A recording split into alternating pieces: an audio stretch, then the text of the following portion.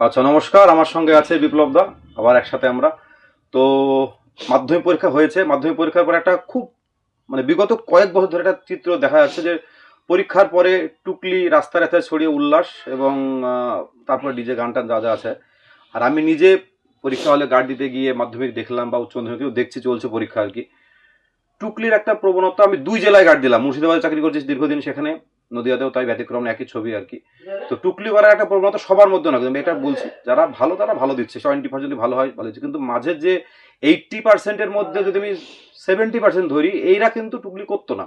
67 এরাও এখন টুকলি করছে আর কি, প্রথম গুলো বাদ দিয়ে।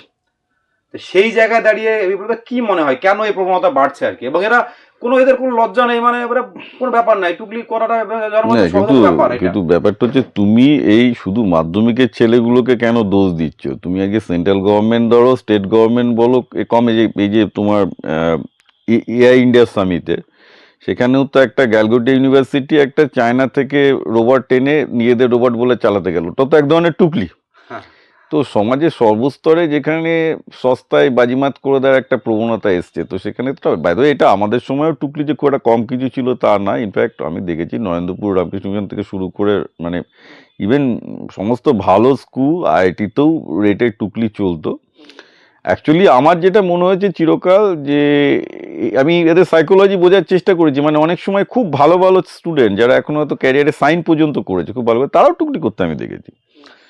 মেডিকেলে কি হতো, হ্যাঁ, মেডিকেল বাবা পরীক্ষা, বাবা ইঞ্জিনিয়ারিং পরীক্ষায়। সাংঘাতিক হতো। তো বেসিক্যালি তখনও হতো, এখনো দেখছি। এটার আমার একটা সাইকোলজিক্যালি মনে হয়েছে একটা জিনিস দেখে, যে না, যেইতে অনেক কড়া গার্ড থাকতো আর কি, জয়েন্ট টেন্ডেন্স অবভিয়াসলি অনেক কড়া গার্ড থাকতো, কিন্তু এই উচ্চ মাধ্যমিক বোর্ডের পরীক্ষায় চিরকালই টুকলি হয়েছে। এখন হয়তো তোমাদের এটা অনেক বেশি দেখছে, আমাদের সময় মাধ্যমিকের টুকলি দেখিনি, কিন্তু আমি পরে অবাক হয়ে গেছিলাম, নরেন্দ্রপুরে গিয়ে ব্যাপক রেটের টুকলি হতো। তো সাইকোলজিটা তোমাকে আমি বলি, সাইকোলজিটা বেস্ট হয়েছে যে পড়াশোনাটা করে কি হবে। সুতরাং এটা তো শুধু মার্কস পাওয়ার ব্যাপার, তো শিখে তো কোনো লাভ নেই, লাইফে তো অন্য কিছু করবে। এইটা শুধু না, আমি ইভেন আইটি খড়গপুরে যখন ধরো পিএইচডি করছি, তখন আমাদের আমাদের ইভেন আমি দেখেছি যে আমাকে এক্সপেরিমেন্টাল ল্যাব নিত, তো সেখানেও ধরো আজকে যারা মাইক্রোসফট গুগলে চাকরি করছে তারাও টুকলি করতো। তো ওরা আমার ভাইয়ের মতো, বলে এটা তোদের লাভটা কী হয়, বলে যে স্যার এইসব তো হবে না, আমরা তো সফটওয়্যার ইঞ্জিনিয়ারিং করবো, আপনি এখানে ইলেকট্রনিক্স সার্কিট কী শেখাচ্ছেন। তো ব্যাপারটা হচ্ছে যে এদের একটা সাইকোলজি, আমার কমন সাইকোলজি চলে আসে যে এটা করে হবেটা কি, মাধ্যমিকে মার্কস পেয়ে হবেটা কি, এটা একটা কোনো রকমের মার্কস পাওয়ার ব্যাপার, এই শেখাগুলোর তো কোনো গুরুত্ব নেই লাইফে। তো ইন এ ওয়ে ওদেরকে যে তুমি একটা দোষ দিতে পারবে তাও না, কারণ আমি আবার বলছি যে বেসিক্যালি মাধ্যমিক উচ্চ মাধ্যমিকের যে রেজাল্টটাই যখন সব, শেখাটার যেহেতু কোনো ভ্যালু নেই, তো সেই মানসিকতা থেকে এটা উৎসারিত। এবং এটা দুঃখজনক এই জন্যে যে মাধ্যমিক উচ্চ মাধ্যমিকে যদিও বা শেখার কিছু একটা স্কোপ থাকতো, কিছু হয়তো শিখতো, সেটাও শিখছে না আজকে। এই যে তুমি যেটা দেখছো আর কি, যে আমি লিখলে হয়তো 10টা লোক পড়ে, ভিডিও করলে 1000টা লোক পড়ে, কেন? লোকজন পড়তেই পারছে না। এই যে আমি বাংলায় লিখি, তো আমি তো ইংরাজি বদলে, আমার তো বাংলায় লেখা কষ্ট হয়, আমি ইংরাজি বদলে বাংলায় লিখলাম, তারপর দেখছি বাংলায়ও লেখাপত্র কেউ পড়তে পারছে না, কারণ লোকের পড়াশোনার অভ্যাসটাই চলে গেছে, লোকে শুনে করছে আগে।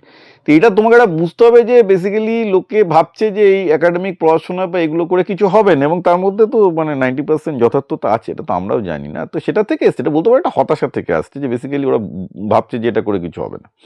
সেই জন্য কি ওরা তাহলে না পড়ে যদি পাস করতে হবে এই সেন্সে? হ্যাঁ, ভাবছে যে মার্কস ছাড়া তো অন্য কোনো ভ্যালু নেই। আমার তো মতে সব স্কুল কলেজ বন্ধ করে দিয়ে মার্কস তুলে দিলে হবে, যে অবস্থা দাঁড়িয়েছে, এবার তো যা করিস বুঝে খা। আমার কি মাঝে ওপেন বুক লার্নিং করলে কেমন হয়? অনেক বেটার অ্যাকচুয়ালি। আমি সেই জন্য বলেছি যে সিবিএসই তো এখন ওপেন বুক করে দিয়েছে। আমি সেবার একটা আমি একটা না, টুকলি কমবে বলে না, এটা টুকলি কমার প্রশ্ন। ওপেন বুক এই জন্য করা উচিত যে আজকে চ্যাটজিপিটি আসার পর থেকে এইসব প্রশ্ন উত্তরে কি ভ্যালু আছে। তুমি যে প্রশ্নগুলো মাধ্যমিকের হচ্ছে, চ্যাটজিপিটিকে বসিয়ে দাও, চ্যাটজিপিটি 100 পেয়ে বেরিয়ে যাবে, বা জেমিনি 100 পেয়ে বেরিয়ে যাবে। তো এই ধরনের তো ট্রেনিংয়ের তো কোনো মানে হয় না, যেগুলো মাধ্যমিক উচ্চ মাধ্যমিকে হচ্ছে, রাইট?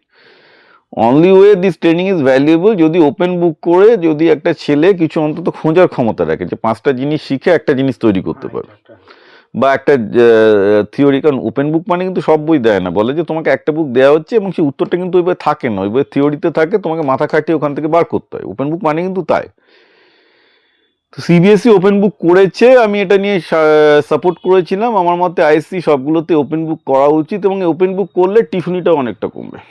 কারণ ওপেন বুক করলে যেটা হবে, যে এই বইয়ের মধ্যে থেকে কি প্রশ্ন দেবে সেটা তো বই নেই, অতএব একটা মাস্টারমশাই মুখস্থ করিয়ে দিত তাকে পার করতে পারবে না। জেনারেলি উচিত হচ্ছে ওপেন বুকের প্রশ্ন অনেক কঠিন হয়, যাতে লোককে একটু চিন্তা করতে হয়, ভাবতে হয়। আর ওই চিন্তা ভাবনা ছাড়া তো আজকের দিনে তুমি বলো পড়াশোনায় কি ভ্যালু আছে?